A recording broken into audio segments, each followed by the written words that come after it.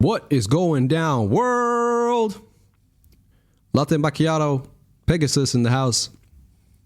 And I am joined today by two guests. The one to my left, wait, it's mirrored. It's the right for you guys, right? Is my father, the originator, half of my DNA. White Pegasus. White Pegasus. So we call him Lolo Rick. Lolo is Filipino. I always have to explain it now. Lolo is Filipino for grandfather. You're like, what a Filipino language. Man is as white as can be. Well, I'm half Filipino, so that's how you know. He has acquired a southern, Eastern taste. It's Eastern, right? Eastern taste. There we go. And then you might know this man from various vlogs, TV shows, Billboard performances, award shows, Grammys, Oscars, everything. Black Pegasus. Black Pegasus. My fellow Americans. My fellow international people of the world. Yes. I bring to you the one and only black pepper sauce. He has never been this quiet, man. Like right now, he's all chill and mellow. Hey, they call me Mellow Yellow. Okay. Mellow Yellow. Mellow Yellow. So we just did a reaction to Mafra, Doomed, which was amazing. Both of these gentlemen enjoyed it. And then we were like, you know what? Let's do the original. Why not? Because it's such a fantastic song. Now, this is a live performance of Doomed, which we heard by Mafra. Go check out that video. Go check out Mafra's song, her cover. And this is the original, but it's a live performance with an orchestra. Oh, wow. Yeah. Wow. So I don't think, so now that I think about this real quick, because I was like, I really want to hear the original, and we had time. I don't think I've ever seen Bring the Horizon perform. I've only seen 2 of their music videos. That's it. Do you remember which ones? So I have an idea. I'd have to look it up. One of them was ridiculous, though. Shadow Moses, Teardrop, Parasite Eve. No, is it older stuff? Yeah. And it's music videos. Damn. If I grab my phone, I could look it up real quick. You want me to look it up? Nah, it's good, man. Like I'll probably have it edited and have it pop up on the screen, right now. You know, so hey, y'all see this professionalism? I'm just barely getting into what they're doing. You know what I'm saying? I'm a fan of Bring Me the Horizon. I called you about that one time. I like Bring Me the Horizon. They've had collaborations with Nova Twins, Baby Metal, Ed Sheeran. Bro, there's an Ed Sheeran song with Bring Me the Horizon, and it's really good. I had no clue. It's very good. I like Bring Me the Horizon. I've been following their stuff for, I think, a decade and a half now, alongside bands like Asking Alexandria, Bad Omens, stuff like that. This is like the more, I want to say newer stuff, but it's not really newer because they've been around for over a decade. But compared to the stuff that like BP checks out on his channel, this is modern. He has stuff from he has Elvis reactions and Queen and AC/DC, things like that. So compared to that, it is modern. Sure. It is more of this day and age, right? Sometimes I just have to tell BP, hey, all of this fossil music, come on. How about we dive into some more modern stuff, guys? Some of the, the whippersnappers, as he likes to call them, right? As you see BP on the screen, fully agreeing with everything I say. So, this is something I took from BP's book. Okay, hey. Oh, this is my channel. You can do the middle finger. I don't care. I won't censor it.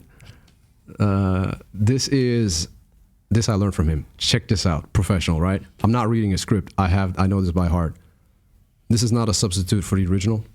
Go check out the original video. The link to that will be in the description. Make sure you've checked out that video first. Leave a like there. Go subscribe to Bring Me the Horizon's official channel. And then come here and watch the reaction if you want to. Thank you very much, Bring Me the Horizon, for the music. Thank you very much to my guests. Thank you very much for watching, you guys. Let's go.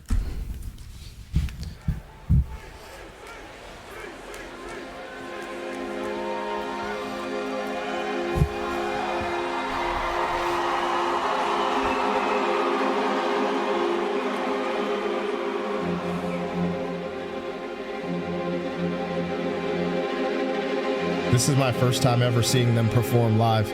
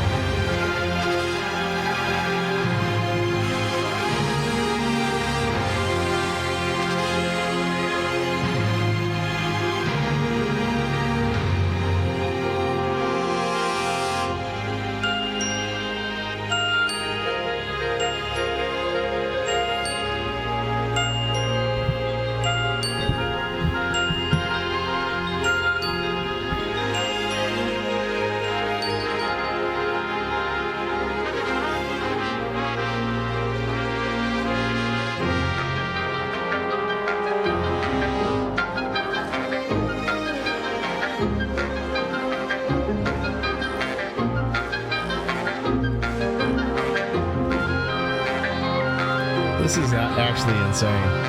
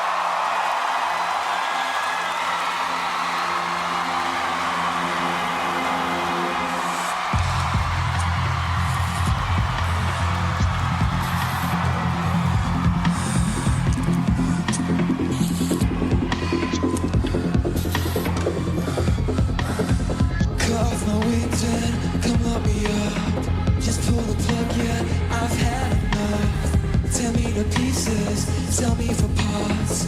You're all a vampire, so here you can have my heart.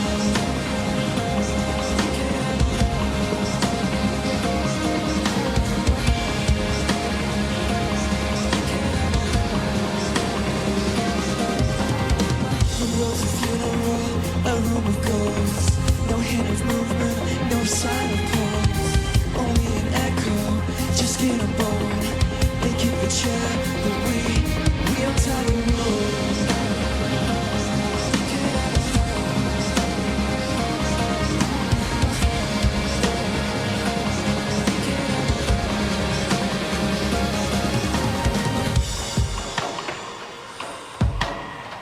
So come rain on my parade, 'cause I wanna feel it.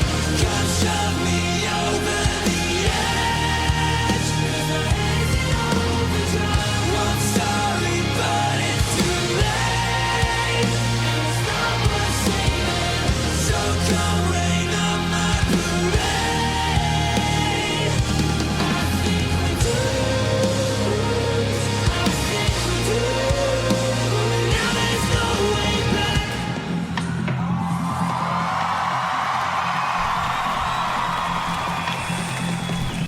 This is actually really intense. This is incredible. It's so crazy. The other thing is like that intro reminds me of the sophistication in like a movie soundtrack, like or like the beginning, like really great theme music for timeless classic, like Star Wars, Jaws, where you have these compositions that just stand the test of time, but it's like theme music for a movie or something. Like it's like they had their own theme music to come out to. That's crazy. Yep. Yeah, incredible. It was a small symphony in the beginning, and then the same trip hop sounds. Yeah. I didn't expect them here. Oh, you thought the Mafra? You thought it was different instrumental? Yeah. No, it's a cover. So Yeah. if the instrumental, correct me if I'm wrong, Pete, but if the instrumental changes, it becomes more of a remix, right? Yeah.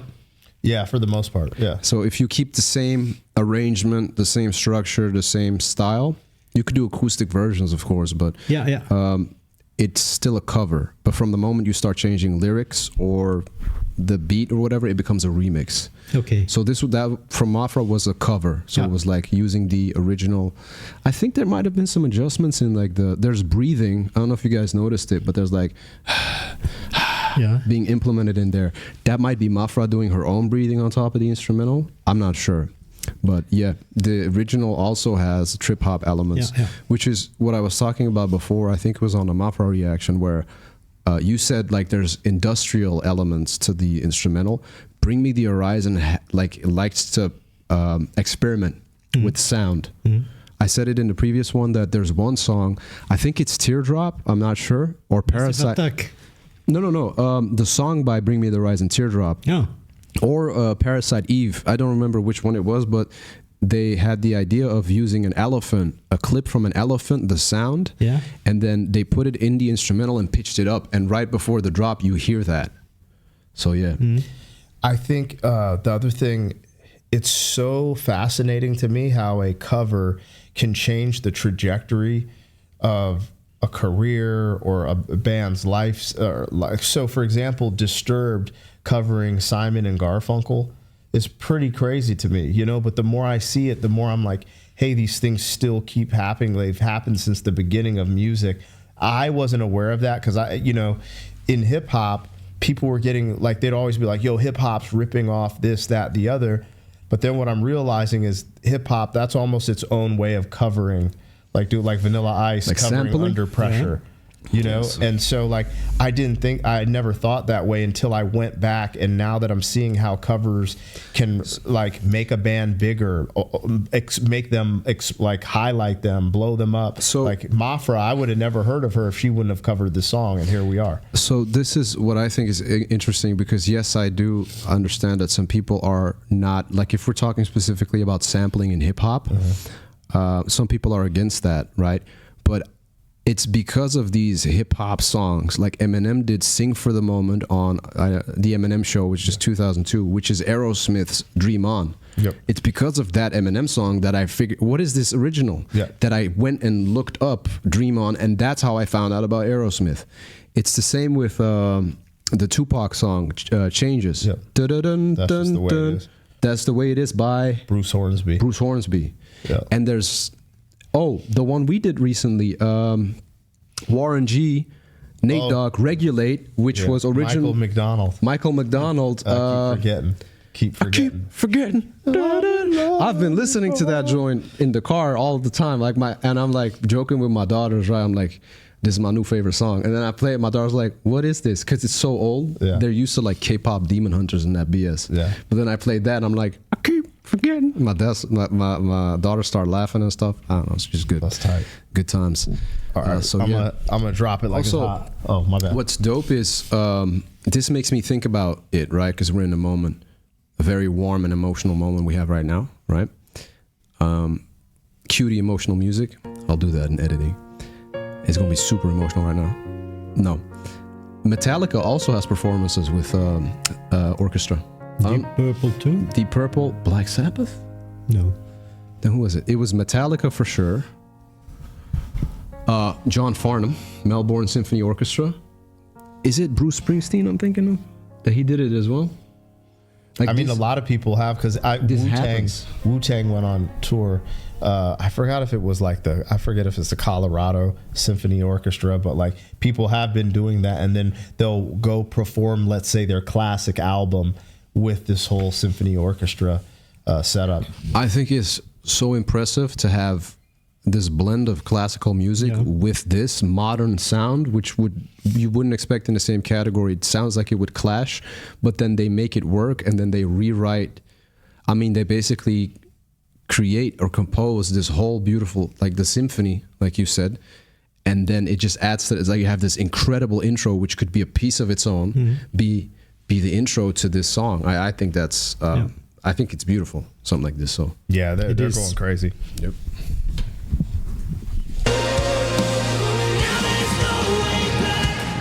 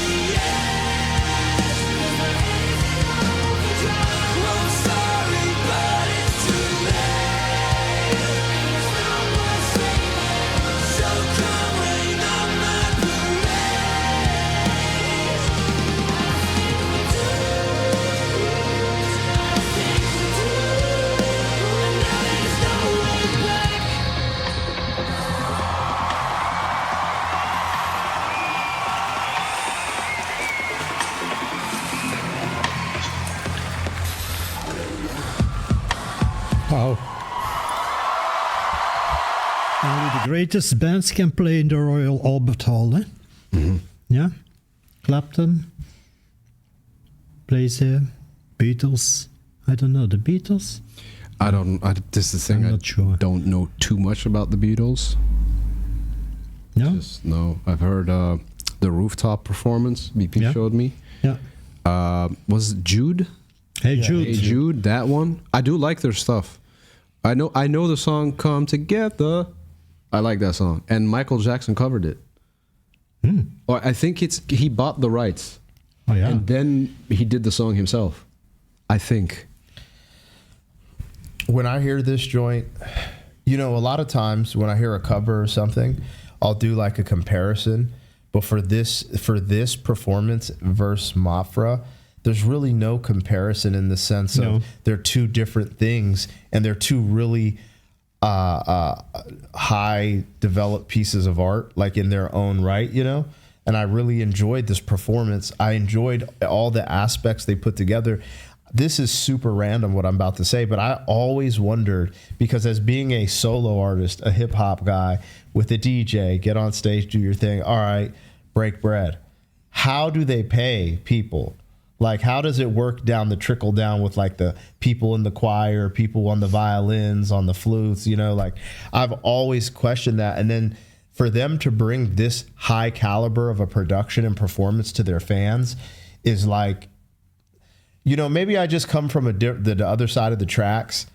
But I enjoy seeing that because it shows that they're like true artists and they're still putting the art forward. Because a lot of the times, like, for example, the difference between some of the music we'll react to, like, let's say Black Sabbath, they're just having these guitar solos and runs and all this stuff. Like, and sometimes in modern rock, you don't hear as much of the jamming and just showing, hey, I am a musical aficionado, or we love the music so much we're gonna we're gonna exalt the music just as much as the vocalist, And so them taking the time to add the extra elements and instruments, I think that's incredible. You know what I'm saying? It kind of brought that element back that we're missing today, is what you're saying. Yeah, fully agree on that.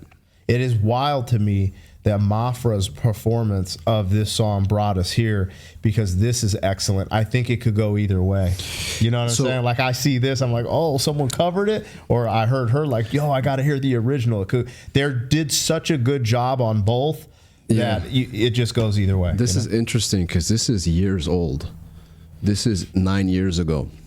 And I had never heard this song or this performance, and Mafra dropped her cover 3 months ago.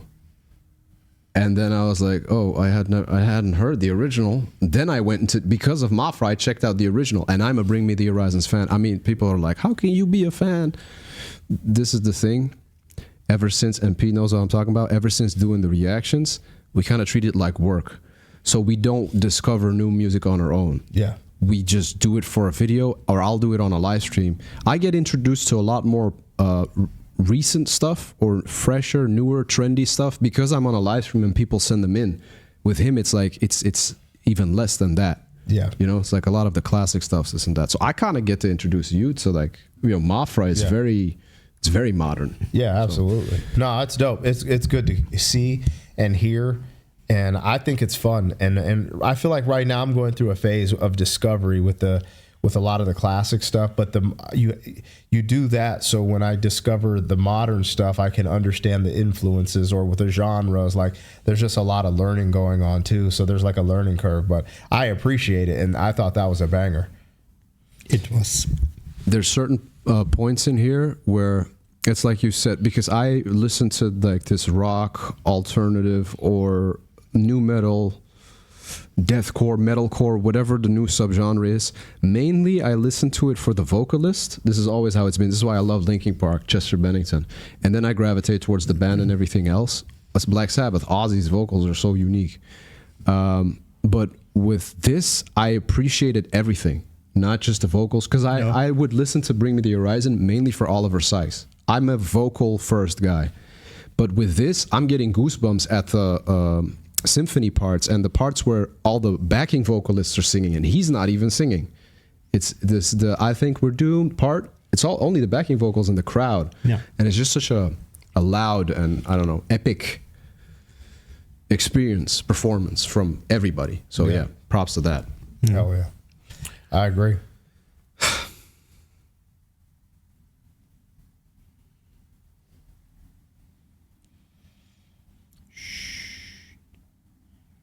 This is where I play your. 40-year-old boys something randomly play it. I made that clip and I just play it. back in town. 40-year-old boys are back in town. The boys are back in town. 40-year-old FUQ Boys podcast. Malt liquor for your ears. 40. All right, let's give you guys some context. Yes, that was my first time ever seeing Bring Me the Horizon perform Doomed, which is it's so unique how this came about, because essentially I went to Belgium. I'm doing reaction videos with Anthony Ray, and he introduces me to Mafra. Well, Mafra did a cover of this, and I'm pretty sure we explained that in the video, but I had never seen the original with Bring Me the Horizon, and I'm familiar. I've done, I think, one reaction to Bring Me the Horizon on the channel, and if you guys want to see more reactions for them, let me know, because they are fantastic, as my homie Anthony Ray would say. But you just watched my first time reaction with Anthony Ray's dad, Rick, aka Lolo Rick. But that was fun because he's like a old school metalhead, and he actually introduced me to Uriah Heep during that trip to Belgium, and I did a reaction there. So we have a lot of fun, been cross-collabing. He's been to America to collab with me. I've been to Belgium to collab with him. I also get to travel vlog and start building my original content when I'm in Europe, so it's a super cool process. But I hope you guys enjoyed that. Now, why there's this at the end of the videos, because I wanted to let you guys know, if you saw this video on Anthony Ray's channel, the reason it's over here on my channel is because I have a totally different audience, and I wanted to put this in front of my audience and see what they thought as well. However, there's some people in the middle who rock with both and might have seen this. So if you have, I'm not uploading this like, oh, you know, yeah, I'm just being forthright and letting everyone know. Also, it's a collaboration between us both, so we should be putting it on both of our channels. I just, you know, we like to spread it out and, you know, let people see the stuff. So I just wanted to be forthright there, and thank you guys for watching. That's it. Give a little more extra context to the video. I think Anthony Ray came to America the first time in 2022. So it's 2026. Maybe it was 2023, actually. And, you know, we've been collaborating ever since, and we're really tight. And I think it's so funny that everyone thinks we look like brothers. I don't really see it.